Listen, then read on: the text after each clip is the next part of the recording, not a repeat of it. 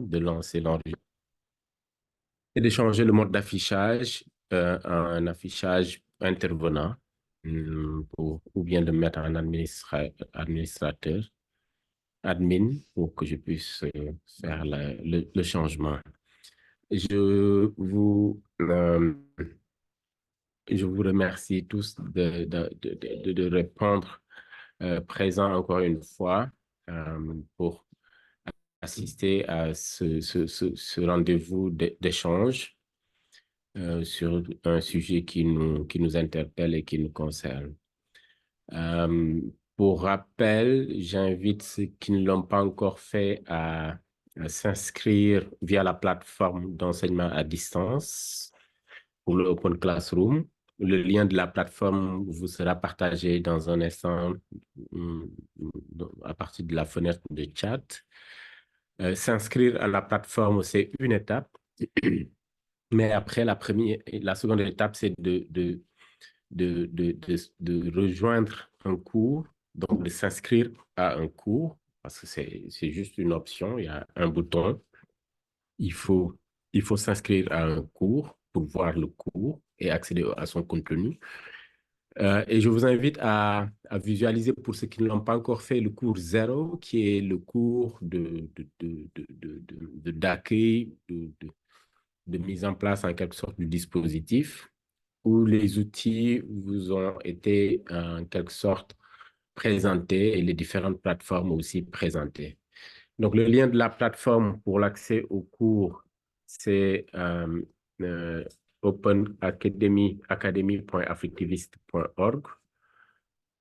Et ensuite, vous avez un lien qui vous permet d'accéder directement au cours et vous pouvez cliquer sur un cours pour rejoindre le cours et ensuite commencer à suivre le cours. Ceux qui ne l'ont pas encore fait aussi, je vous invite à hum, partager vos avis, poser des questions sur le chat. Je dis le chat pour le cours, mais il y a aussi le forum de discussion qui est accessible à tous via la plateforme academy.africtivist.org. Vous avez une autre plateforme qui est le wiki du programme et cette plateforme wiki a un lien, vous l'avons partagé et je vais aussi vous la partager à nouveau. Et donc, c'est une plateforme qui vous permet de voir le dispositif et euh, de comprendre en quelque sorte comment le Open Classroom est organisé. Euh, pour ce qui est maintenant des cours, à chaque fois que vous avez un cours qui est ouvert, il y a une série d'activités qui est organisée. Vous avez des cours synchrones, comme celui qu'on est en train de faire, et des cours asynchrones, c'est-à-dire des enregistrements qui seront déposés sur la plateforme pour permettre à ceux qui n'ont pas suivi le cours synchrone de pouvoir se rattraper et faire le parcours de formation en toute tranquillité. Le chat est ouvert pour ceux qui veulent interagir et poser des questions sur le cours précédent. Pour ce qui est du cours d'aujourd'hui, il va être très, très simple et c'est la suite de ce qu'on a commencé à faire. Euh, alors, pour ce cours, je vais lancer la présentation. Nous avions déjà vu ensemble les vulnérabilités pour comprendre une approche cyber sécurité. Et après les vulnérabilités, je vous ai parlé des actifs. Les actifs, c'est tout ce dont vous disposez et qui pourrait vous être utile dans une politique de sécurité ou tout simplement vous être utile dans dans votre environnement numérique de travail. L'environnement numérique de travail est à comprendre dans un sens large. C'est d'abord le réseau, ensuite la connexion, donc l'Internet. Après, il y a les outils, donc soit les ordinateurs ou les téléphones. Et puis après, il y a les systèmes d'information qui sont les logiciels et les services que nous utilisons. Donc, tout cela constitue votre environnement numérique de travail. Et il faut comprendre naturellement le téléphone portable, les ordinateurs, les Wi-Fi, les téléconnectés, les montres connectées, les appareils Bluetooth, tout ce qui rentre dans l'environnement numérique de travail. Et c'est cela qui constitue les actifs. Ensuite, il faut comprendre que chaque contexte a une approche qui lui est propre. Il n'y a pas de politique de sécurité figée pour une personne, pour un groupe de personnes ou bien pour une entité bien donnée. La politique de sécurité, elle est définie, mais elle est élastique. Elle évolue selon le temps et suivant les circonstances, mais suivant aussi les besoins et les contextes. La manière dont vous comptez vous sécuriser quand vous êtes chez vous, donc dans votre domicile, c'est pas de cette même manière-là que vous allez déployer votre politique de sécurité quand vous allez être dehors, dans un espace public ou quand vous serez dans votre environnement de travail professionnel, c'est-à-dire au bureau. Donc, les contextes, c'est ce qui vous permet d'analyser le risque. Qu'est-ce qui se présente? Qu'est-ce qui, à quoi vous serez exposé? Vous êtes exposé à quel risque quand vous êtes à la maison? Vous êtes exposé à quel risque quand vous êtes dans un espace public? Vous êtes exposé à quel risque quand vous êtes dans un environnement de travail? Quand vous êtes chez vous, les risques sont multiples. Il y a plusieurs éléments qui entrent en jeu. Le fait de ne pas maîtriser forcément la connexion Internet, le fait de partager les mots de passe de votre connexion Wi-Fi, le fait d'être dans un espace partagé avec plusieurs personnes. Mais où il y a aussi des avantages. L'avantage d'être dans un environnement que vous connaissez, l'avantage de connaître le lieu, l'avantage de pouvoir disposer de l'environnement et de définir par vous-même vos propres politiques, votre propre politique de sécurité. Ensuite, quand vous êtes dehors, vous êtes exposé, vous êtes obligé souvent d'utiliser les Wi-Fi d'autres réseaux, vous êtes souvent exposé à utiliser vos ordinateurs ou vos appareils au vu et au su des autres. Et souvent, vous vous exposez souvent à tout ce qui peut être espionnage ou j'allais dire, sniffing, le fait de sniffer des données, de voler des informations sensibles sur vos outils ou vos appareils. Quand vous êtes au bureau, pareil, vous traitez d'informations sensibles. Si vous êtes journaliste, vous avez des informations de qualité, vous êtes en contact avec des sources. Et donc, il y a tout un ensemble de menaces qui se présentent à vous. Et donc, le risque aussi est énorme. C'est à évaluer par rapport aux vulnérabilités. Et donc, ici, pour mesurer les risques, il faut prendre les menaces que vous multipliez par vulnérabilité. Et très souvent, je rajoute qu'il faut les diviser par les ressources. Les ressources, c'est les actifs. Les actifs, on les a vus tout à l'heure.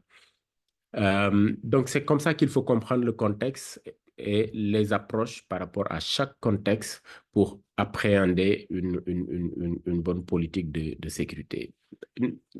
Et tous ces éléments vont nous permettre maintenant de dresser notre première matrice, ce qu'on appelle la matrice des risques. L'exercice que je vais vous inviter à faire, je vais vous partager le lien, c'est ensemble de travailler pour euh, euh, concevoir notre première matrice de risque à partir des éléments dont vous disposez. Je vais vous partager le lien qui vous permet de faire le travail de groupe. Donc, le lien va être partagé sur la fenêtre du chat et vous allez l'utiliser répondre, pour répondre euh, aux trois questions. La première, c'est la menace ou les menaces. Ensuite, il y a les vulnérabilités et les actifs. Je partage mon écran pour vous expliquer comment faire. Je partage mon écran ici.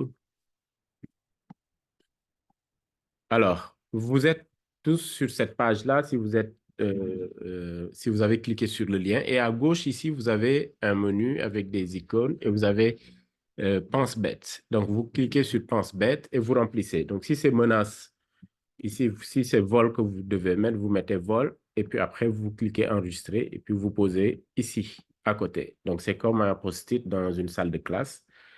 La menace est vol. Donc, la vulnérabilité, vous allez changer de couleur. La vulnérabilité doit être rouge. Et vulnérabilité, vous mettez la vulnérabilité que vous avez identifiée, qui peut être euh, mobilité ou le fait de euh, travailler dehors. Donc, ça, c'est la vulnérabilité. Et vous mettez la vulnérabilité. Et l'actif, qu'est-ce que vous avez comme actif? Et qui constitue un actif de votre environnement numérique de travail. Vous pouvez mettre ordinateur portable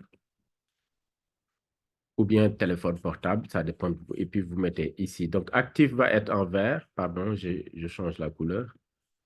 Voilà. Menace jaune, vulnérabilité rouge, actif vert.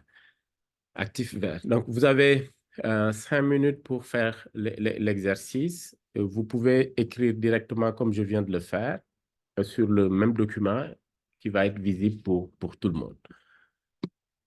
Si vous avez des questions, n'hésitez pas à écrire la fenêtre de discussion pour nous aider à y répondre. Mais vous pouvez déjà commencer à remplir le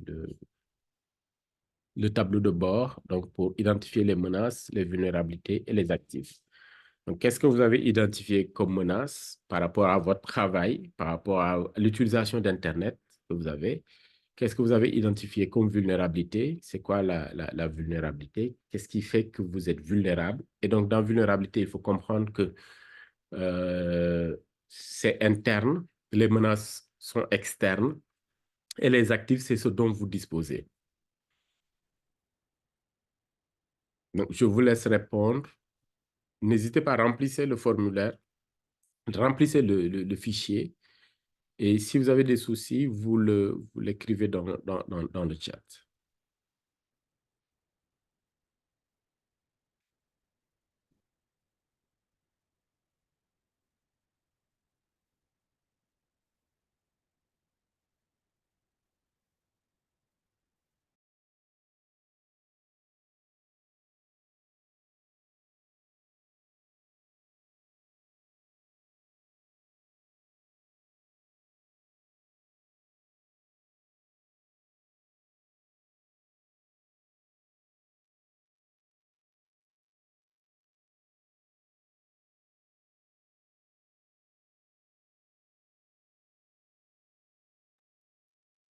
Si vous êtes connecté sur votre téléphone portable, ce ne sera pas évident pour certains. Donc, cela pourrait vous faire quitter le cours parce que vous êtes en session Zoom. Si vous êtes sur ordinateur portable, c'est beaucoup plus simple. Si vous êtes sur un téléphone portable, ne vous inquiétez pas trop, ne vous en faites pas trop. Ceux qui sont sur ordinateur doivent pouvoir remplir et ce sera beaucoup plus facile pour eux. Euh, pour ceux qui viennent d'arriver, le lien est partagé dans le chat. Et vous devez cliquer dessus pour ensuite remplir euh, les menaces et vulnérabilités et les actifs.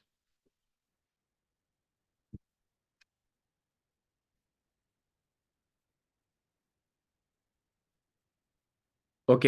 Pour ceux qui ne voient pas le bloc où c'est situé les penses-bêtes, euh, vous devez l'avoir soit à gauche ou en haut. Tout dépend du système, en fait, de l'appareil que vous utilisez.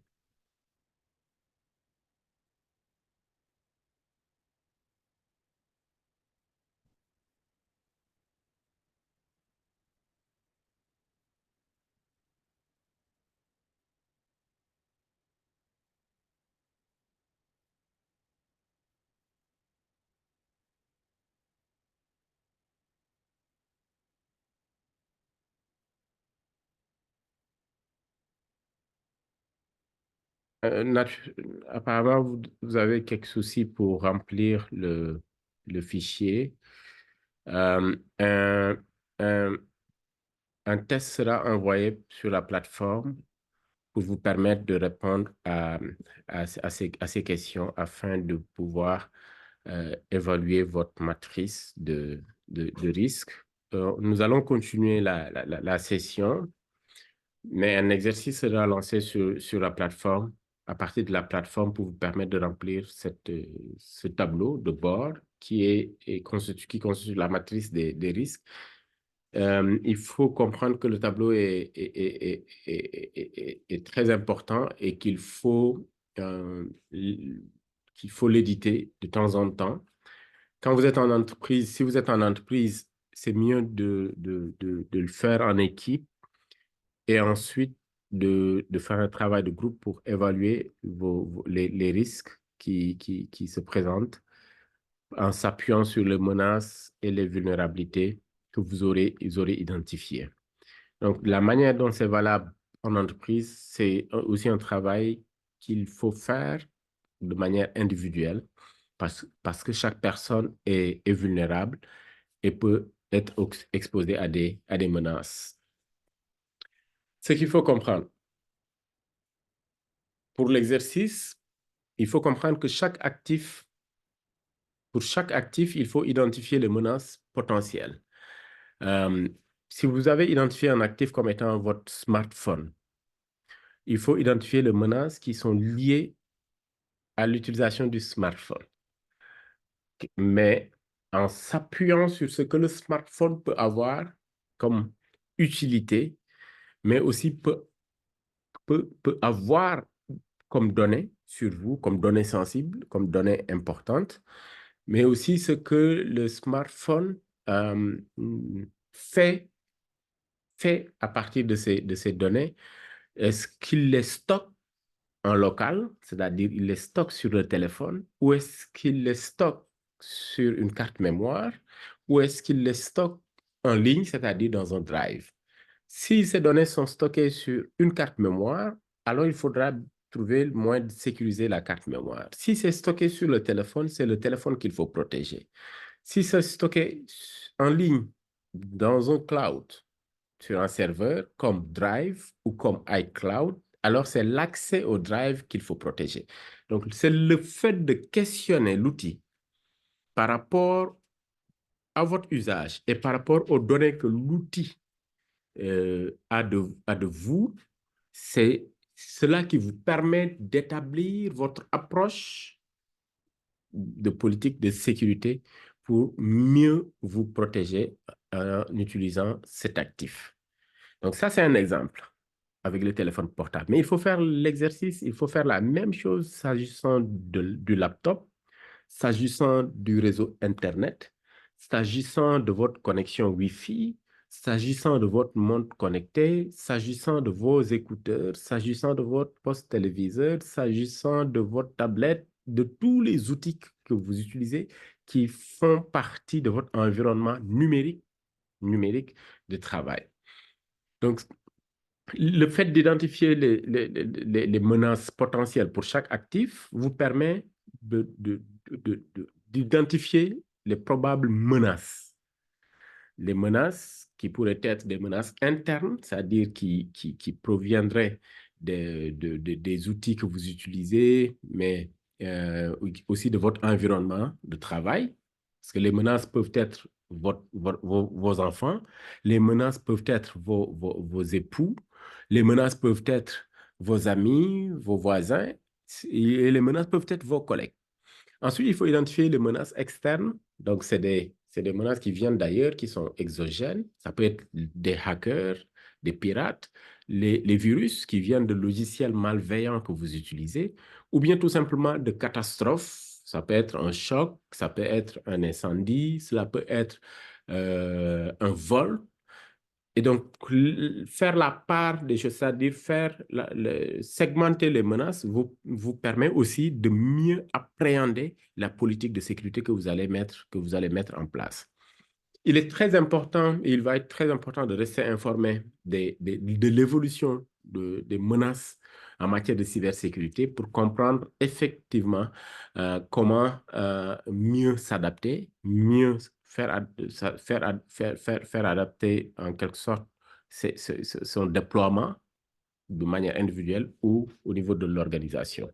Et donc, il faut toujours utiliser la matrice des risques pour classer et prioriser les risques afin de vous faciliter la prise de décision et de concentrer vos efforts sur la manière de mitiger, pour mitiger ces risques-là. Nous avons vu la matrice des risques. Ensuite, il y a la matrice RPI qui est réponse, risque, probabilité et impact. Donc, risque, probabilité et impact. La première matrice, c'était celle qui devait nous permettre de définir les risques en s'appuyant sur les menaces, les vulnérabilités et les actifs. Une fois qu'on a identifié les risques, maintenant, on les rapporte sur ce tableau pour évaluer leur probabilité, leur impact et les moyens pour mitiguer ces risques-là. S'il y a un risque de vol qui est identifié, quelle est la probabilité pour que ce risque-là survienne? Qui pense qu'il est fort probable qu'il pourrait perdre son téléphone cet après-midi, par exemple? Si la probabilité elle est forte, il faut mettre une probabilité haute. Et quand vous allez perdre votre téléphone, quel serait l'impact sur vous et votre travail? Est-ce que cela va vous exposer et va exposer vos données? Ou est-ce que cela va mettre en danger et en péril des informations sensibles que vous avez stockées dans vos téléphones mais qui concernent d'autres personnes? Ou est-ce que cela va impacter l'entreprise ou votre organisation ou votre métier? Ou est-ce que cela va impacter votre crédibilité? Ou est-ce que cela va nuire à votre réputation ou à votre image en tant qu'individu tout court? Donc, ça, c'est l'impact, la mesure de l'impact. L'impact peut être élevé, l'impact peut être faible, comme l'impact peut être moyen. Maintenant, plus l'impact est élevé, plus il faut des mesures pour, pour se protéger contre ces risques-là. Donc, des mesures de mitigation. Donc, qu'est-ce qu'il faut pour empêcher cela? Les mesures de mitigation, c'est qu'est-ce qu'il faut faire pour éviter que ce risque-là n'arrive. C'est pas la même chose que ce qu'il faut faire quand le risque se produit. Quand le risque se produit, ce qu'il faut faire, c'est la réponse qu'il faut apporter. Donc, c'est la réponse à l'impact quand le risque se produit. Ça, c'est différent des moyens de la politique de mitigation. La politique de mitigation, c'est qu'est-ce qu'il faut faire pour éviter que cela n'arrive. Et aussi, pour ce tableau, vous allez avoir un exercice là-dessus via la plateforme que vous allez remplir pour évaluer et mettre en place votre matrice risque, probabilité, impact. Et c'est sur la base de cette matrice que vous allez faire évoluer l'ensemble de votre approche, mais aussi de votre politique de sécurité, parce que c'est ce qu'il faut rendre, élastique. Très bien. Nous avons donc fini cette partie qui consiste à évaluer et à mesurer ce qui pourrait être un risque et comment réduire les effets ou les impacts de ces risques-là. La première étape, plus ou moins ce que j'appelle la partie pratique, après la compréhension, l'introduction et l'évaluation des enjeux, des menaces, des vulnérabilités et des risques, il faut commencer par la porte d'entrée, passer par cette porte d'entrée. Et cette porte d'entrée, c'est le premier niveau de sécurité qui nous a été, qui nous est proposé et qui existe presque sur tous les supports que nous utilisons Et sur tous les systèmes d'information que nous utilisons, c'est les mots de passe. C'est le premier niveau de sécurité que le système informatique ou les systèmes informatiques ont déployé pour aider les utilisateurs à protéger quelque chose, que ce soit l'accès à un outil ou l'accès à des contenus, ou que ce soit aussi l'interface ou l'accès à des interfaces d'information. Sur les mots de passe, ce qu'il faut comprendre, c'est qu'il y a de plus en plus de mots de passe qui sont très faciles à imaginer, à deviner, parce que l'individu ou la personne n'a pas envie de se compliquer la tâche et ne veut pas non plus oublier son mot de passe. Et donc, du coup, les utilisateurs ont eu tendance à utiliser des mots de passe très simples. Au début, c'était les touches de la première ligne du clavier, donc AZERTY pour certains, QWERTY pour d'autres. Pour les étudiants en école d'ingénierie, en école d'ingénieur informatique ou en formation technique, souvent les mots de passe qu'on utilise sur tous les supports, c'est le mot de passe passé, P-A-S-S-E-R, le verbe passer. Donc, on utilise passer comme mot de passe. Chez les anglophones, c'est password. Donc, password, on doit chercher un password, on met password comme mot de passe. Pour d'autres, c'est les 6 premiers chiffres du clavier numérique, donc 1, 2, 3, 4, 5, 6. Bon, pour vous faire comprendre qu'il y avait, et il y en a jusqu'à présent d'ailleurs, des utilisateurs qui vont vers la simplicité pour créer des mots de passe, tout simplement parce qu'ils ne veulent pas oublier ces mots de passe par la suite. Dans ce module, je vais vous expliquer une méthode très simple pour retenir des mots de passe et pour les garder, mais aussi pour les sécuriser. Et donc, tout ce qu'il faut éviter, c'est d'avoir des mots de passe faciles à deviner. Affectivis a développé un outil qui permet de mesurer la robustesse, en quelque sorte, d'un mot de passe. Et donc, c'est le lien que vous avez ici en bas, ps, donc password-affectivis.search.sh. Il vous permet de mesurer si le mot de passe est fort ou pas. Je vais prendre l'adresse que je vais vous mettre dans la fenêtre de discussion pour vous permettre d'y aller. En cliquant sur l'adresse, vous allez arriver sur cette page-là. Donc, cette page vous montre, vous dit qu'il vous permet d'estimer le niveau de robustesse de votre mot de passe. Donc, ici, si je tape un mot de passe simple, je vais mettre passer. Donc, j'ai mis passer, P-A-S-S-E-R. Il me dit oui, et que c'est un mot de passe très commun et qu'il est très facile de pirater. Et ensuite, il me donne une information en bas en me disant ajoute 2 autres caractères. Donc, si j'ajoute 2 autres caractères, il me dit c'est médium. Donc, et il me dit en même temps que c'est un mot de passe qui est très similaire à celui qui a été saisi tout à l'heure et qui a été jugé mauvais. Mais si j'ajoute un caractère spécial plus des lettres, et là, vous allez voir, il devient vert. Il me montre qu'il est fort, strong, et qu'il est plus ou moins sécurisé. Et donc, ce qu'il faut chercher, c'est d'avoir cette couleur verte. Et donc, l'exercice que je vous invite à faire, c'est de saisir vos mots de passe que vous avez l'habitude d'utiliser pour vos services Internet, que ce soit Facebook, un réseau social ou que ce soit les autres plateformes, et de saisir pour voir si votre mot de passe que vous utilisez actuellement est fort ou pas. Ensuite, vous avez la possibilité de cliquer sur Show Password. Donc, si vous cliquez là-dessus, il vous montre ce que vous saisissez et ça vous donne une idée de ce que vous avez saisi. Donc, si je mets AZERTY, il me dit très mauvais parce qu'il est très commun et beaucoup l'ont utilisé. Si je mets QWERTY, il me dit la même chose. Et si je mets 1, 2, 3, 4, 5, 6, il me dit la même chose. Très mauvais.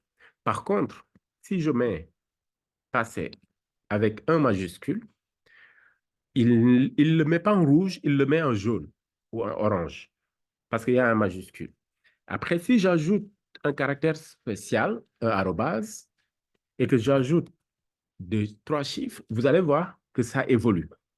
Donc, parce qu'ici, on a des chiffres, un caractère spécial, une lettre en majuscule. Et maintenant, plus il est long, c'est-à-dire j'ai rajouté 6 autres caractères, il me dit very strong, c'est-à-dire il devient de plus en plus fort. Donc, ce que je vous invite à faire, c'est de saisir vos mots de passe et rassurez-vous, c'est une plateforme sécurisée. Elle ne saura rien de ce que vous avez saisi. Elle ne garde pas non plus les informations. Et parce que vous n'avez aucune action à faire. Vous saisissez, vous n'appuyez pas sur un bouton valider ou sur un bouton envoyer. Et donc, il interprète systématiquement. Par contre, dans sa façon d'interpréter, il ne retient pas le mot de passe que vous allez saisir. Donc, gardez ce lien, ça fait partie des outils, donc de vos outils, et vous pouvez utiliser ce lien à partager en famille, entre collègues, pour les inviter à faire l'audit, c'est-à-dire l'évaluation du niveau de robustesse de vos mots de passe. Donc, c'est le premier outil que je vous invite à tester. Donc, dites-moi pour ceux qui sont connectés sur le chat actuellement, le résultat de votre test. Et si vous avez du rouge, si vous avez de l'orange, si vous avez du vert, ou si vous avez du strong ou du very strong, ou si vous avez quelque chose de mauvais ou de très, très, très mauvais. Strong pour Serigne Omar Sen. Ati aussi, Ati. Il me dit aussi strong. Très bien, très bien. Euh, Faites le test si vous avez 2 ou 3 mots de passe pour Facebook ou Twitter ou les différents. Donc, faites le test pour vérifier. Very strong. Medium, Barry. Alors, quand c'est medium, cela veut dire que tu dois changer de mot de passe pour être un strong ou un very strong. C'est ça le but du test. Donc, ceux qui sont en medium ou qui sont en weak ou qui sont en very weak, vous devez obligatoirement changer de mot de passe. Par contre, ne changez pas tout de suite vos mots de passe. Notez juste que vous devez changer de mot de passe, mais ne le faites pas tout de suite. Pour faire le test, alors Galaï Djemé, le lien est là. Je vous l'envoie à nouveau sur le chat. Very strong pour Ange-Marie Amoussou. Très bien, très bien. Gardez le lien, ajoutez le lien dans votre barre de navigation, non pas de navigation, barre d'état. Je vous montre comment ajouter le lien sur votre barre d'état. Donc, vous avez la page ici. Il faut cliquer là, avant le lien. Vous cliquez, vous glissez. Vous faites glisser et puis vous relâchez. Et donc, comme ça, le lien va s'ajouter au niveau de votre barre d'état pour un accès simple prochainement. Yacine Fall, very strong. Abou Diko, very strong. Très bien, très bien. On va continuer. Gardez le lien, faites le test pour les autres mots de passe. Nous avons évalué donc le niveau de robustesse de notre mot de passe. Il y a un autre outil que je vais vous partager tout à l'heure. Mais avant cet outil, je vais vous inviter, maintenant que vous avez vérifié que votre mot de passe est fort ou pas, je vais vous inviter à vérifier si les comptes que vous utilisez ou le mot de passe lui-même a été déjà piraté ou pas. Et l'outil qui vous permet de le faire, c'est celui-là. Donc, je vais vous mettre aussi le lien sur le chat. Je vous mets le lien de l'outil sur le chat. Envoyé à tout le monde.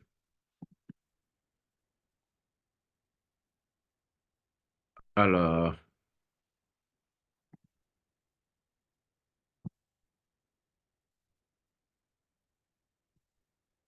chat du groupe.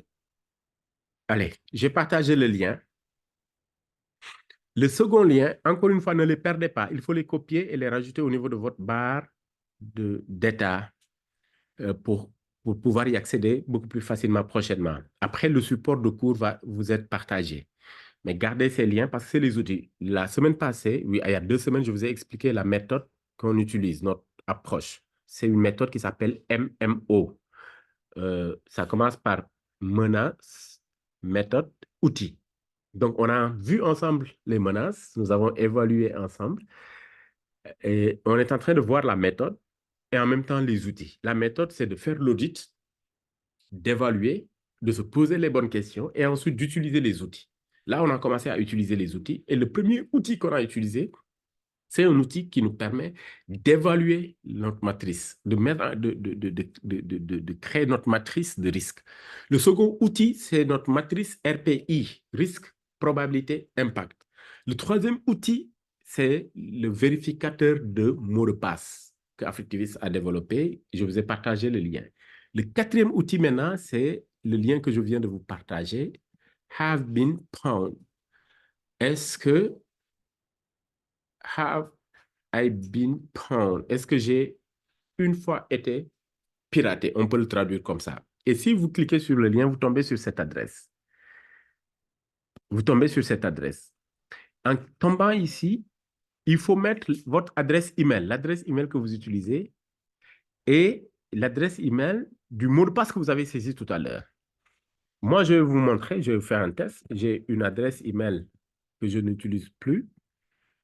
Et si je mets ça, falcher@hotmail.com, vous allez voir, je clique, il me dit, oh non, il me dit que mon adresse email, cette adresse email a été piratée, ou le mot de passe que j'utilise pour cette adresse email a été piraté dans 3 jeux de données, dans 3 branches de données qui ont été diffusées ou partagées à travers Internet. Et donc, quand c'est rouge, ça veut dire que vous avez été piraté. Si vous mettez votre adresse email ici et que vous voyez que c'est rouge, ça veut dire que vous avez été piraté. Donc, faites le test pour voir si c'est le cas et ensuite revenez au niveau de la discussion pour nous dire ce que vous avez comme résultat. Donc, je vais faire un test ici avec une autre adresse email.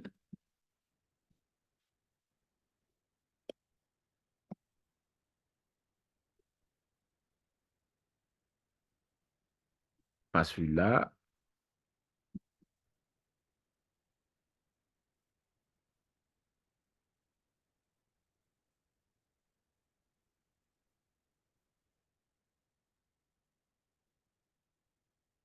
Voilà. Ce qu'il faut ici aussi, c'est d'avoir le vert. OK, Fanar qui dit bonne nouvelle, aucun pawnage trouvé. Aboudiko qui dit pound, une branche de données qui a divulgué le mot de passe. Et puis, quand c'est vert, c'est bon pour vous. Quand c'est rouge, c'est pas bon. Rouge, c'est pas une bonne nouvelle. Et vert, c'est une bonne nouvelle. Par contre, faites attention. Ça peut être rouge et vous pouvez ne pas être piraté. Quand c'est rouge, cela veut dire, comment comprendre cette information, que le mot de passe que vous avez utilisé fait partie des mots de passe qui ont été identifiés comme étant utilisés plusieurs fois sur plusieurs comptes ou comme, comme faisant partie d'une fuite de données sur Internet.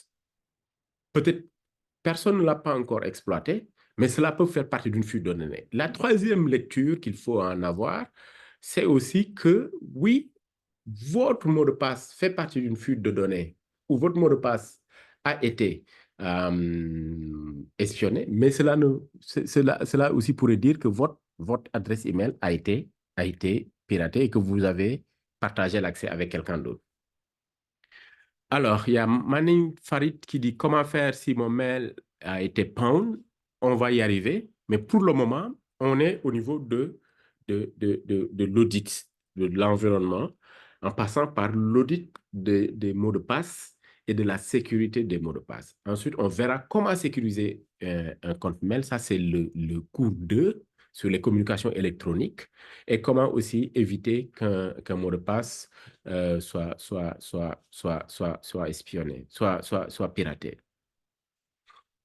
Euh, alors, je vous laisse finir l'exercice. Encore 1 minute pour ceux qui viennent d'arriver, donc, faites le deuxième test et évaluez euh, votre réponse, la réponse que vous avez et partagez avec nous dans le chat. Je rappelle que tous ces liens vont être partagés aussi au niveau de la plateforme avec les textes explicatifs qui vont vous aider à vous rattraper. Oui, il y a celle qui dit c'est rouge, adresse créée il y a 12 ans. Donc, Serigne Omar Sen qui dit pound aussi. Gala Djemé qui n'arrive toujours pas à ouvrir le premier lien, c'est pas grave. Il y a un second lien que je vais vous partager. Euh, donc, gardez les liens, faites le test. Ne vous limitez pas à une seule adresse. Ne vous limitez pas à un seul mot de passe. Évaluez l'ensemble de votre dispositif d'information. Donc, que ce soit les adresses email, les comptes réseaux sociaux, les mots de passe professionnels et autres. Très bien, très bien. Donc, la suite, est-ce qu'il y a des questions à ce niveau? Sinon, j'enchaîne. OK, good news pour Trinity. Très bien, c'est une très bonne nouvelle. Il faut faire le test avec les autres adresses. Si notre Gmail s'est connecté sur plusieurs appareils, cela peut avoir comme résultat PAN ou bien. Non, pas forcément.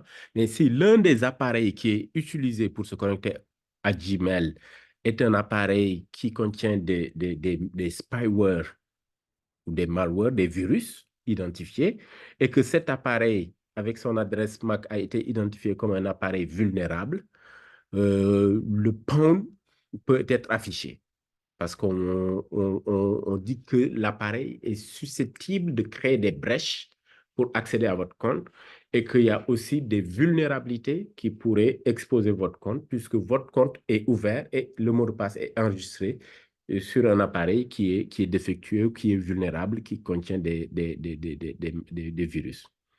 Très bien. Félicitations pour ceux qui ont comme résultat Good News. Pour ceux qui ont comme résultat Pound, rien d'alarmant, c'est tout à fait normal parce qu'on ne connaissait pas avant. Mais le fait de savoir devrait nous interpeller sur le fait qu'on pourrait partager notre adresse email avec des individus sans qu'on s'en rende compte et le fait d'être exposé avec des intrus qui ont accès à nos outils sans pour autant qu'on s'en rende compte. Donc, il y a Galaxy 9 de Keba qui lève la main et je lui laisse intervenir pour poser une question ou commentaire avant de continuer. Galaxy Note 9 de Keba, vous pouvez... Bonsoir. Oui, bonsoir, allez-y. Moi, je ne vois pas les liens. Ah, tu ne vois pas les liens. Je vais te les envoyer directement en discussion à toi directement. Peut-être que tu vas les voir là-bas. Je viens de te les envoyer. Donc, il faut regarder si tu as reçu le message. Sinon, Oui, voilà, c'est bon. Très bien, très ok, bien. merci. Je t'envoie le premier lien aussi. Ok. Très bien, très bien. Merci beaucoup, Keba. Tu peux mettre en mute ton micro. Alors, nous allons enchaîner s'il n'y a pas de questions particulières par rapport à ces deux tests. Encore une fois, on est juste en train de tester et d'évaluer. Après, on rentre dans le vif du sujet avec les outils et la manipulation des outils.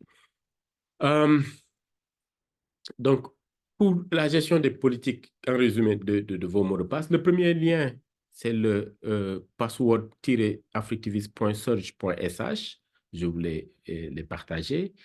Le second lien, c'est celui que je vais ouvrir tout de suite, qui vous permet de savoir euh, que votre mot de passe est sécurisé. Oui, ça c'est une info, mais le lien va vous permettre de savoir combien de temps cela va prendre, combien de temps cela va prendre pour pirater votre compte, votre mot de passe.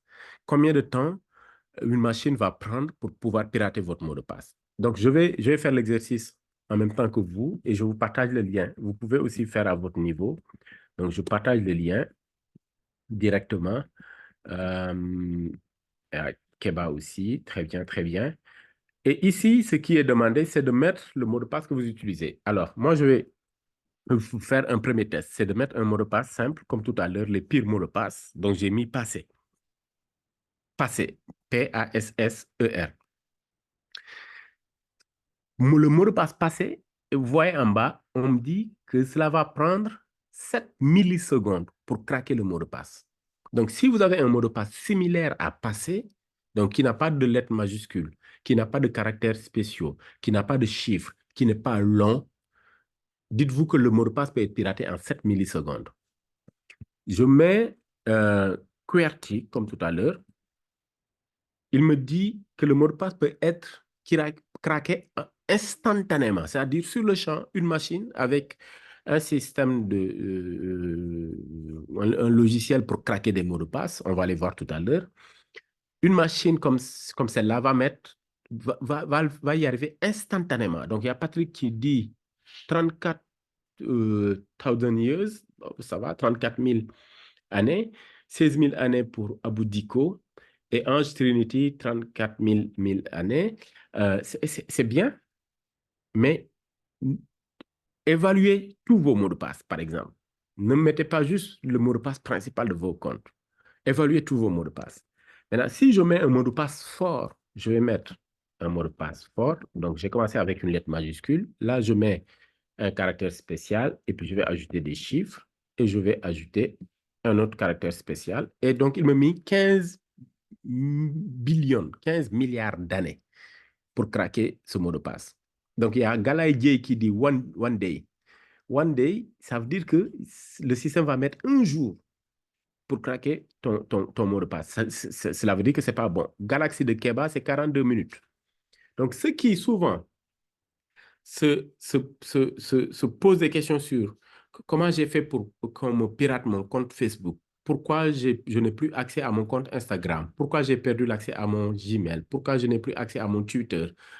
C'est tout simplement parce qu'on avait utilisé des mots de passe qui étaient faciles à pirater et qui étaient faciles à craquer et que les gens y arrivent facilement pour ensuite prendre le contrôle de vos comptes. Donc, vous voyez que la porte d'entrée pour une politique de gestion de sécurité, si elle n'est pas bien, si elle n'est pas bien sécurisée, c'est-à-dire si le mot de passe n'est pas bien sécurisé, l'outil ne peut pas jouer le reste. Et il n'y a absolument rien qu'on pourrait faire qui pourrait nous amener à avoir ce niveau de sécurité. Donc, cet exercice est à faire pour tous vos mots de passe et à définir aussi les nouveaux mots de passe. C'est-à-dire, si aujourd'hui, vous avez un mot de passe qui peut être piraté en une minute ou en un jour, pour changer un mot de passe, faites le test avec le nouveau mot de passe ici d'abord, avant de l'utiliser sur le service, pour le service que vous avez choisi. Donc, ici, c'est un système qui vous permet de faire un test pour évaluer le niveau de robustesse, mais c'est aussi un système qui vous permet d'évaluer le mot de passe avant de pouvoir l'utiliser, avant de commencer à l'utiliser. Très bien. Je suppose que vous avez tous fait le test et que vous savez à peu près pour chacun d'entre vous le nombre d'années que cela va prendre. Pour ceux qui sont au niveau des milliards d'années, vous êtes des experts, vous avez des mots de passe super forts. Et maintenant, si vous avez un mot de passe fort qui va faire prendre à la machine 35 milliards d'années pour se faire craquer, maintenant, ce n'est plus le mot de passe le problème, mais c'est la gestion du mot de passe qui devient le problème. Comment faire maintenant pour garder le mot de passe? D'accord? Donc, il y a Acer qui est à 35 milliards d'années. Acer, si tu peux activer ton micro, s'il te plaît, j'ai une question à te poser.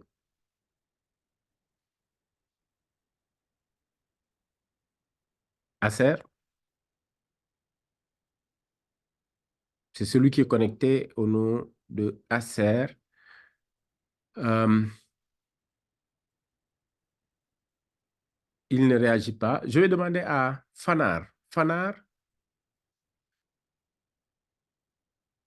Fanar, si tu peux activer ton micro, j'ai une question à vous poser.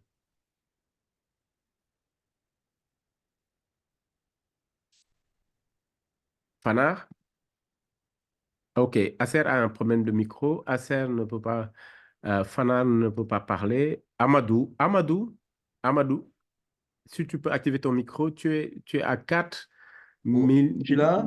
Voilà, Amadou, tu nous entends? Oui, je vous entends.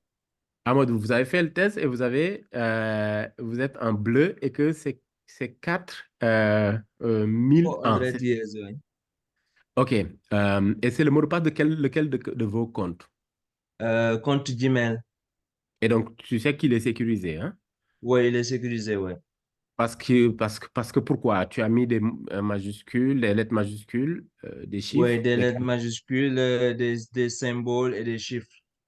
OK. Est-ce que tu peux le Et des partager lettres, avec nous? oui. Comment? Est-ce que tu peux le partager avec nous, le mot de Oui, passe? oui, oui. C'est lequel? Dis-le-moi. C'est un nom propre Oui. et un nom propre et des chiffres Oui. et un Un nom propre, c'est-à-dire symbole. un nom de quelqu'un que tu Un nom de connais. quelqu'un, oui. Les chiffres, c'est une année de naissance. Oui, c'est une année, c'est le jour de mon anniv. Et Et un ensuite, symbole aussi. Le symbole, je peux le dire à la c'est dièse base. ou arrobase. Arrobase. Oui, Très bien. à la Et base, le nom, oui. c'est le nom de ta mère. Tout à fait, oui. OK. Et le mot de passe, c'est? Le mot Donne-le-nous. de passe, c'est euh, Vas-y. c'est correct? Oui, oui, il n'y a pas de souci. Après, Ami Collet 21. ami, Ami ami. Collet 21 à la base. Très bien. Voilà pourquoi maintenant, je disais que quand on a un mot de passe fort, parce que tout à l'heure, Amadou a dit que son mot de passe va prendre 4000 ans à la machine pour qu'il soit craqué. Mais moi, il m'a fallu combien? 2 minutes pour le craquer. Voyez la nuance. J'ai fait le test avec Amadou pour vous permettre de comprendre. Donc, j'ai craqué le mot de passe de Amadou en 4 minutes. Et en 4 minutes, il pouvait ne pas me le dire, hein, mais j'ai utilisé ce qu'on appelle une technique d'ingénierie sociale, social engineering, pour connaître son mot de passe. Nous tous, nous faisons ça. Nous prenons les mots de passe sur la base de ce qui nous est proche, de nos amis, les noms de nos parents, de nos enfants, et souvent les dates d'anniversaire, plus maintenant deux symboles très familiers, parce que souvent les autres symboles sont difficiles à retrouver. C'est soit arrobase ou soit le dièse, parce que c'est très familier et c'est accessible. Donc, voyez un peu. Donc, quand je disais que quand on a un mot de passe très fort, le problème, ce n'est plus le mot de passe. Le problème, c'est maintenant la gestion du mot de passe. Comment faire pour que cette robustesse du mot de passe puisse faire l'affaire en nous permettant de sécuriser nos données. Donc, ce n'est plus le mot de passe qui nous sécurise, mais c'est la compréhension des enjeux et la compréhension des risques, la connaissance de l'environnement et des enjeux qui constitue la réponse pour nous sécuriser. Le fait de savoir que mon mot de passe, je ne dois pas le partager, je ne dois pas le noter quelque part, je ne dois pas le confier à une machine et je ne dois pas non plus utiliser des informations personnelles pour créer mon mot de passe. Vous voyez la nuance. Le fait d'avoir un mot de passe fort n'est pas suffisant. Le fait d'avoir un mot de passe qui va prendre des millions d'années pour être craqué n'est pas suffisant. C'est le fait de comprendre que mon mot de passe est fort, mais je dois avoir une politique de gestion de ce mot de passe qui peut nous aider. Et donc, la réponse, elle est humaine. Elle n'est pas technique. Ce n'est pas les outils qui vont nous aider, mais c'est l'approche et la connaissance. Donc, c'est le fait de savoir que c'est ça qui constitue la réponse. Et donc, ce travail-là n'est pas souvent fait. Beaucoup d'entre nous ne font pas ce travail. Amadou, aujourd'hui, a vendu la mèche, mais parce qu'il a confiance en celui qui lui pose la question, et il a même douté, il a hésité pour me dire, est-ce que c'est correct? Moi, j'ai insisté. Moi, je veux voler son mot de passe. Je lui dis, oui, oui, c'est correct. entre lui qui veut protéger et moi qui veux voler, bah, vous voyez, moi, je pouvais déployer toutes mes énergies pour pouvoir accéder à ces informations. Et donc, c'est à lui aussi de déployer toutes ses énergies pour pouvoir protéger ces informations. Et donc, ici, dans les vulnérabilités, il y a 2 semaines, quand on a fait le cours, le dernier jeudi de notre programme, dans les vulnérabilités, je vous avais parlé de la confiance, qui est la deuxième vulnérabilité. Et donc, Ahmadou a tellement confiance parce qu'il se dit, ah, c'est le formateur, bon, c'est le cours, on est en classe et qu'on est en train de faire une session. Et donc, je peux lui faire confiance naturellement. Mais au moment où il me dit son mot de passe, il y a 40 personnes ou plus qui sont connectées et qui vont avoir le mot de passe. Ensuite, la vidéo va être sur YouTube avec des millions de vues, potentielles vues, qui pourront aussi avoir ce mot de passe. Et donc, il est obligé, tout de suite et maintenant, changer de son mot de passe. Et donc, la confiance est l'une des pires vulnérabilités dont on est appelé à faire face.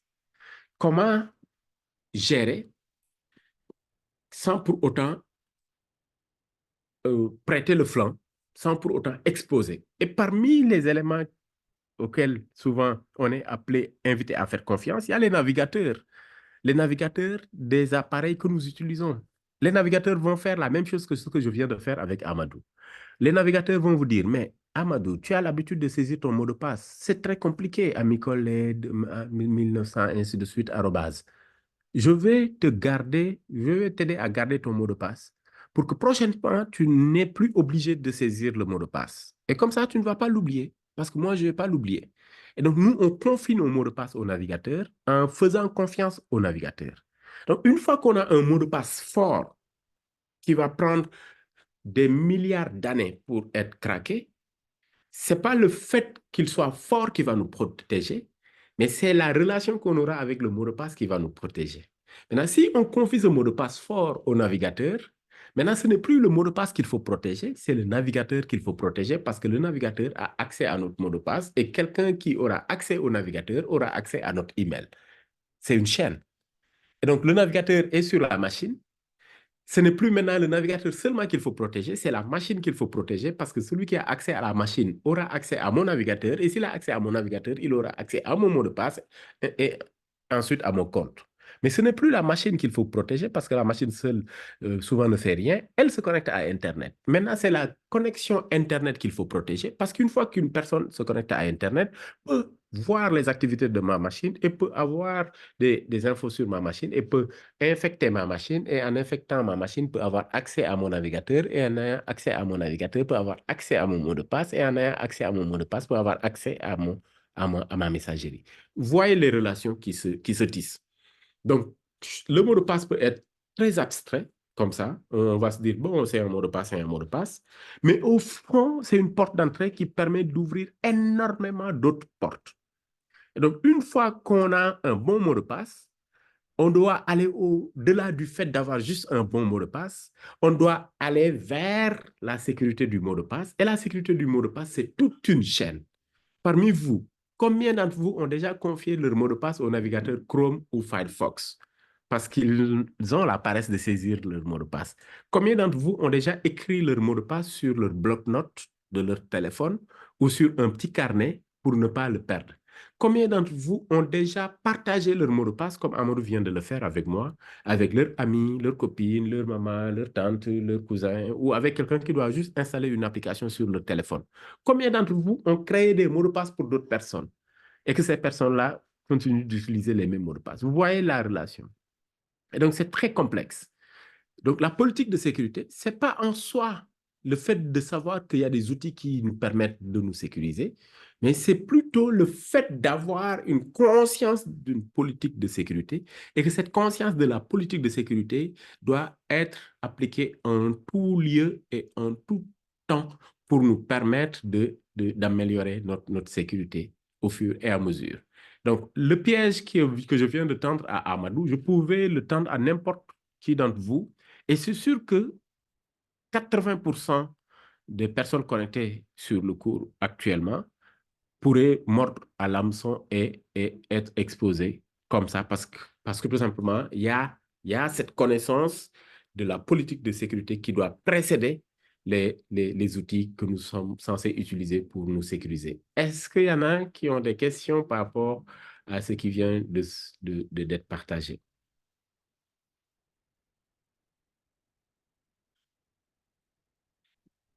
Très bien. Je vois qu'il n'y a pas de questions. Donc, on retient les outils pour la gestion, le niveau de robustesse des mots de passe. Je vous ai partagé 3 liens qui constituent aujourd'hui des outils qui vous permettront de vraiment sécuriser, d'avoir des mots de passe forts. Maintenant, on en vient aux techniques d'attaque contre les mots de passe. Quelles sont les techniques qui sont utilisées pour pirater des mots de passe? Si vous ne connaissez pas comment le voleur va agir pour venir vous voler, vous ne pourrez pas vous protéger. Vous ne pourrez pas utiliser des moyens, des techniques de réponse pour vous sécuriser. Donc, c'est le fait de savoir la manière dont les voleurs procèdent qui va vous guider sur comment vous allez vous protéger. Et donc, les premiers niveaux d'attaque, c'est des niveaux assez subtils, donc qui invitent une ruse naturelle, une ruse humaine, une ruse de l'être humain, de l'individu en tant que tel, pour pouvoir attaquer ou pirater un mot de passe. Donc, la première attaque, c'est le profilage. Le profilage, c'est quand une personne s'appuie sur vos informations personnelles, donc qui permettent de définir votre profil pour identifier votre mot de passe. Et donc, si on prend le cas de Amadou, l'information sur le nom de sa mère et sur le nom de son père, c'est des infos qui existent sur Internet, certainement, parce qu'il a rempli des formulaires, il a rempli des demandes, il a rempli énormément de formulaires avec ces informations, nom du père, nom de la mère, même pour ouvrir un compte à la banque ou bien pour les trucs les plus banals, on vous demande ces noms-là. Et même si on ne vous le demande pas, souvent, c'est les copies de vos pièces d'identité qui sont demandées. Et quand on vous demande les pièces d'identité ou vos passeports, il y a ces informations qui sont dessus. Bon, au Sénégal, il n'y a plus nom de père, nom de mère sur les pièces d'identité, mais avant, ça existait et ailleurs, ça existe. Et donc, le profilage, c'est toutes ces informations-là qui vous permettent de créer votre profil. Donc, les noms de vos parents, votre date de naissance, vos numéros de téléphone, les noms de vos enfants, le nom de votre époux ou de votre épouse, le nom de votre école, de votre lycée ou de votre université, votre équipe, l'équipe que vous supportez. Beaucoup supportent le Real et le Barça et beaucoup mettent le nom de leur équipe dans leur mot de passe ou le joueur favori. Et donc, si vous voyez le bleu, le cadre bleu ici, il y a un exemple. Quelqu'un qui s'appelle Moustapha Khan et qui a un numéro de téléphone, qui habite Dakar, qui a comme enfant Sarah et Moudou, qui a comme femme Ndeye Astou et qui a étudié au lycée Blaise Diagne et qui a fait l'université Télécom de Paris et qui a comme équipe l'FC Barcelone et qui a comme favori maintenant voilà, les artistes favoris ou ses amis ou les sons qu'il écoute souvent. Rien qu'à partir de ces éléments, quelqu'un peut prendre du temps pour faire le profilage de Mustapha et identifier les éléments qui constituent son mot de passe. C'est ce qu'on appelle le profilage. Et toutes ces infos que vous voyez ici sur Mustapha, c'est les infos qu'on partage très souvent sur nos comptes réseaux sociaux. Facebook, Instagram, Snapchat, Twitter, voilà, plein d'autres logiciels, je dis logiciels, plein d'autres services que nous utilisons et qui nous demandent ces infos et qu'on donne gratuitement, mais qui sont rendus publics, et tout le monde peut y accéder. Le deuxième niveau, le deuxième type d'attaque, c'est le social engineering. Et le social engineering, je l'ai dit tout à l'heure, c'est l'ingénierie sociale. Quelqu'un qui se fait passer par quelqu'un d'autre, pour quelqu'un d'autre, ou pour un service que vous utilisez. Et dans le social engineering, vous tous, vous recevez des mails dans ce sens-là. Un mail venant d'un pirate qui vous dit votre compte est en train d'être piraté, il faut changer votre mot de passe tout de suite. Ou alerte SMS, vous avez été débité, il faut vous connecter si c'est pas vous, si c'est vous, vous ne faites rien. Ou bien un mail qui vous dit Air France offre 2 billets d'avion pour un voyage ou vous avez gagné au loto, il y a 2 millions de dollars qui vous attendent, ainsi de suite. Des choses auxquelles vous n'avez jamais souscrit, des choses que vous n'avez pas demandé, mais qui débarquent dans votre adresse email et qui se font passer souvent pour les services que vous utilisez. Et donc, c'est comme ça qu'on fait pour pirater quelqu'un. Et donc, si on n'a pas une attention particulière, avec un recul nécessaire pour analyser le mail qu'on a reçu, très facilement, on peut tomber dans le piège et être victime de social engineering. Je vais voir dans mes spams, peut-être que vous allez voir un mail similaire parce qu'ils sont souvent envoyés et il y en a tous les jours. Voilà, iCloud. Regardez ce mail. Donc, je reçois un mail qui me dit iCloud. Il me dit, cher, votre espace de stockage iCloud peut être plein. Lorsque vous dépassez la limite de votre abonnement de stockage, vos photos, documents, contacts et données de l'appareil ne seront plus sauvegardés. Et donc là, ça va vous alarmer. Vous allez avoir peur. Vous allez dire, non, je n'ai pas envie de perdre mes photos, mes documents, parce que nous tous, on achète nos téléphones ou nos appareils pour ça, les souvenirs et les données. Et donc, il vous dit, de plus, vos photos et vidéos ne seront plus téléchargées sur iCloud. Le stockage en nuage et les applications iCloud ne seront pas mises à jour sur vos appareils. Ensuite, il vous dit, vous pouvez continuer à sauvegarder vos photos avec un stockage en nuage supplémentaire. Cliquez ici et obtenez 50 gigas de stockage. Vous voyez, c'est ce qu'on appelle l'hameçonnage, donc phishing. Il vous tend la perche. Il vous alerte, donc vous êtes alarmé. Ils vous disent, vous risquez de perdre vos photos. Et ensuite, il vous propose une option gratuite en vous disant, on peut vous offrir, je vais vous offrir 50 gigas. Et donc, quand on aime la gratuité sur Internet, souvent on tombe dans des pièges comme ça. Et ce qu'il faut éviter parmi les vulnérabilités aussi, c'est la gratuité et la rapidité. Tout ce qui est gratuit sur Internet doit être analysé avec prudence. Et tout ce qui nous est vendu avec rapidité doit être aussi analysé avec prudence. Et donc, si vous cliquez sur un lien pareil, vous allez tomber sur un site qui n'est pas le site de Apple, de iCloud. Et là-bas, on va vous demander vos informations de connexion. Et on va vous demander votre info de connexion iCloud et votre mot de passe iCloud. Vous allez saisir ces infos et ça va arriver entre les mains du pirate. Et sur le champ, le pirate va saisir ces données iCloud pour se connecter à votre compte iCloud et vous déconnecter. Et là, vous allez perdre le contrôle. Et il va pouvoir télécharger l'ensemble de vos contenus et pirater votre compte iCloud. Tout simplement parce que vous les lui avez donnés. Donc, souvent, le voleur, il ne vient plus taper chez vous. Il ne vient plus cambrioler. Il est tranquille dans son salon et il vous laisse à vous et il vous laisse le soin de lui ouvrir les portes de chez vous. Donc, quand vous cliquez si vous cliquez sur le lien, là, vous allez systématiquement lui donner l'accès à vos comptes en lui donnant les mots de passe et l'adresse email de votre compte iCloud. Par contre, quand vous recevez ce mail-là, un mail pareil, mais prenez le temps, regardez l'expéditeur. iCloud ne peut pas envoyer un mail avec l'adresse samantha.samantha15@yandex.ru. Yandex, c'est russe. .ru, tout le monde sait que c'est russe. Donc là, on sait nettement que ce mail a été envoyé depuis la Russie ou par des pirates russes qui veulent pirater ton compte iCloud. Et donc, si tu ne fais pas attention, tu vas tomber dans ce piège-là. Et donc, c'est ce qu'on appelle le social engineering. Et nous tous, nous recevons ces mails pareils. Et très souvent, beaucoup tombent dans ce piège-là et mordent à l'hameçon. Donc, la troisième attaque courante contre les mots de passe, c'est ce qu'on appelle la force brute. Donc, c'est des logiciels qui sont utilisés pour casser un mot de passe. C'est ce qu'on appelle la force brute. Venir casser par la force, c'est-à-dire, c'est brutal, c'est du cambriolage numérique. Maintenant, là, on fait réfléchir aux robots. On leur demande de scanner les réseaux, de scanner la connexion Wi-Fi et de voir les connexions que vous avez utilisées ou les saisies que vous avez faites sur des champs qui ne sont pas sécurisés, qui n'ont pas été sécurisés. Et d'utiliser ces données pour identifier parmi ces données le mot de passe ou les mots de passe qui ont été utilisés. Et ensuite, de proposer les services qui ont été utilisés dans ce sens-là. Et donc, ceux qui veulent s'aventurer à faire du hacking, on peut en savoir un peu plus. Il y a énormément de solutions qui existent dans ce sens-là, mais qu'il faut utiliser avec beaucoup de prudence et qu'il ne faut presque pas utiliser quand on est censé éviter des ennuis. Donc ça, c'est la force brute.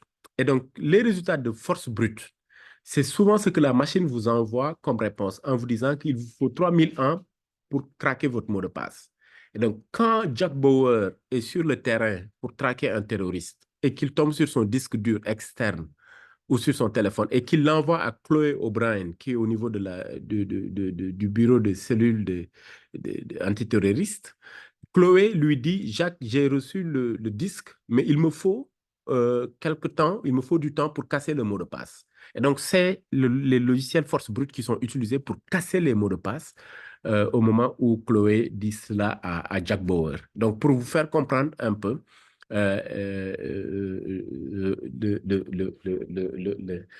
l'approche. La quatrième niveau d'attaque, en fait, la quatrième attaque courante contre les mots de passe, le quatrième niveau, c'est les keyloggers. Les keyloggers, c'est des logiciels qui vont venir euh, sniffer tout ce qui a été saisi sur un clavier. Donc, c'est ce qu'on appelle des spyware qui vont envoyer les saisies de clavier d'une machine ou d'un utilisateur. Donc, si vous ouvrez votre Gmail et que vous tapez gmail.com, le clavier envoie que vous avez tapé gmail.com.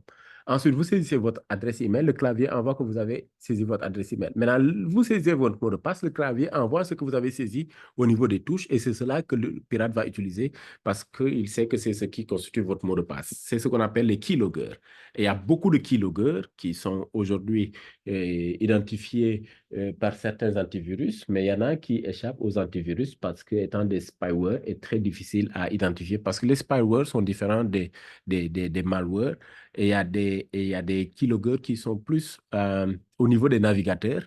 Et souvent, certains antivirus n'analysent pas les navigateurs, mais ils analysent le disque dur de la machine, donc ce qui limite leur périmètre d'intervention. Quatrième attaque, c'est les dictionnaires de hachage. Hachage, c'est quand vous mettez un mot de passe, ce qui est haché, c'est ce qui le rend illisible, ce qui le rend impossible à exploiter pour quelqu'un qui ne peut pas reconstituer le hachage. C'est ça le chiffrement en question. Donc, si vous prenez une feuille et que vous la déchirez, là, vous l'avez hachée en quelque sorte. Vous la déchirez en 1000 morceaux, c'est très difficile de reprendre les 1000 morceaux et de les recoller morceau par morceau pour avoir la feuille initiale. Prenez aussi un morceau de viande, un steak. Donc, hachez le morceau de viande en plusieurs petits morceaux, ça s'appelle la viande hachée.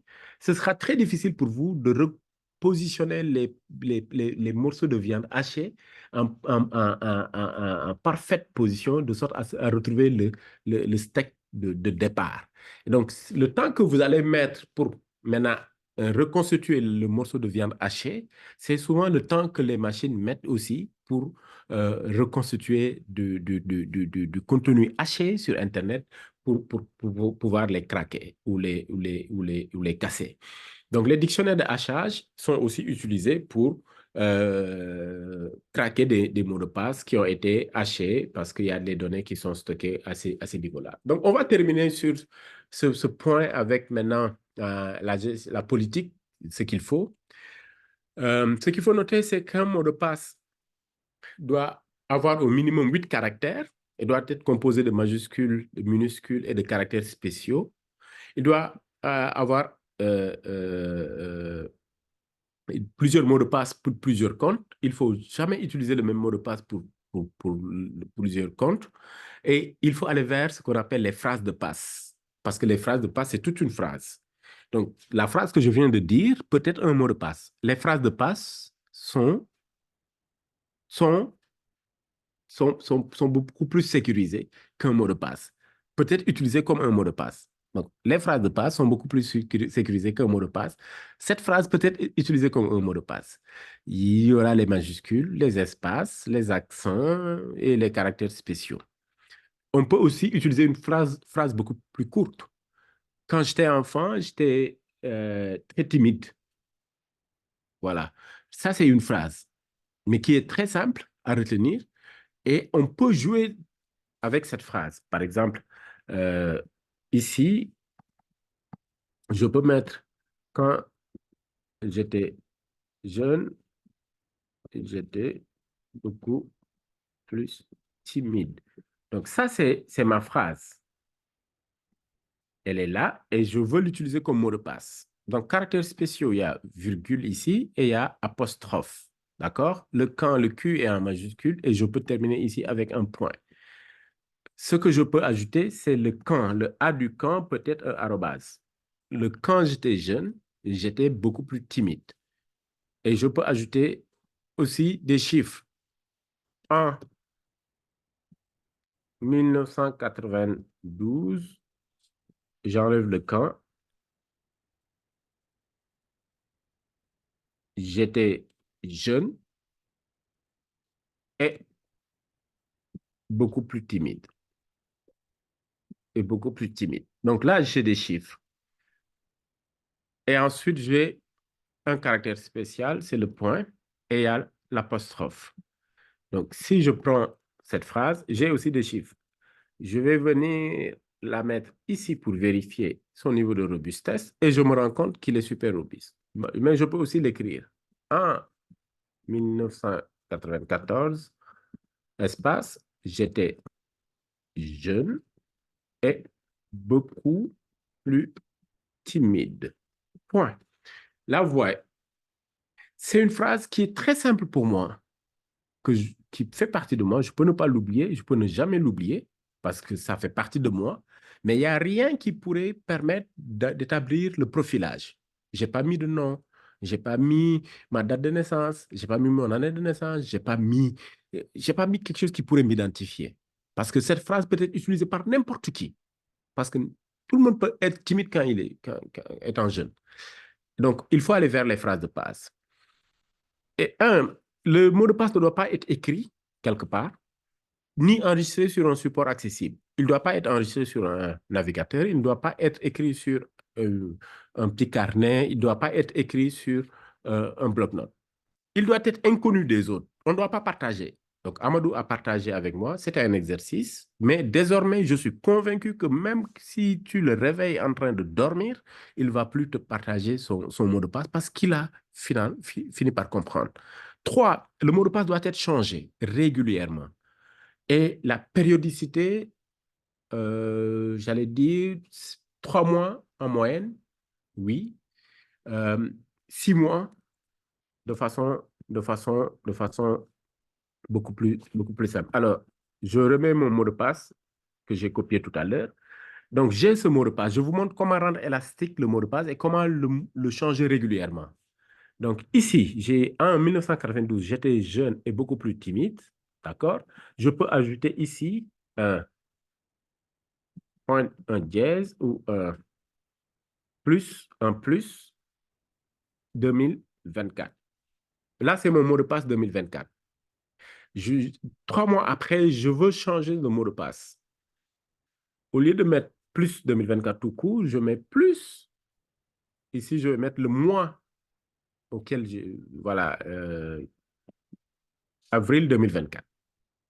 Si je veux changer le même mot de passe, avril, mai, juin, juillet en juillet, je vais venir ici, je mets juillet 2024. Et donc, je le rends élastique, je le rends je peux l'étirer sans pour autant le changer et sans pour autant l'oublier. Parce que je sais que ma logique d'améliorer ou de rendre élastique mon mot de passe, c'est d'ajouter le mois ou ajouter un chiffre. Donc, c'est comme ça qu'on peut rendre élastique un mot de passe. C'est comme ça aussi qu'on peut modifier un mot de passe régulièrement sans pour autant qu'il ne nous échappe ou sans pour autant perdre le contrôle du mot de passe. En 4, l'ordinateur ou les appareils doivent être nettoyés de tout malware et de tout keylogger. Donc, faire la différence entre antivirus tout court, antivirus spécialiste des malwares ou des keyloggers, anti-spyware. Donc, il y a une différence. On va les voir plus tard. En 5, le mot de passe doit être unique et il ne doit pas être utilisé pour un autre compte ou un autre système. beaucoup utilisent le même mot de passe fort pour tout leur compte. Cela est un risque, est une vulnérabilité et peut constituer un danger. Il est 16h25, donc on a fait 1h25.